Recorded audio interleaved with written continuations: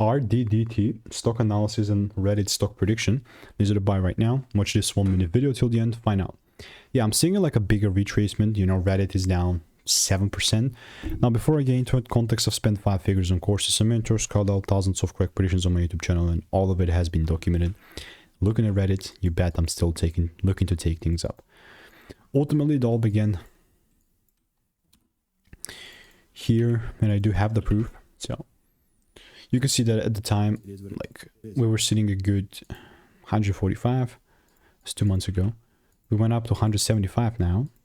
One thing that I'm gonna say is that you can see my idea was that as long as I see the red part I was looking to buy, when this broke structure, I abandoned the Reddit sticker, you know, and now I'm back. So because, like, you know, there's all this other exciting stuff going on. Like with Reddit right now, unless I see the shift, there's just no way that I'll buy. Like the demand is actually going to be shifted to this thing here because we're already mitigating that. So be very real with you. Without this Wyckoff accumulation, just no need, just no way that I'll buy.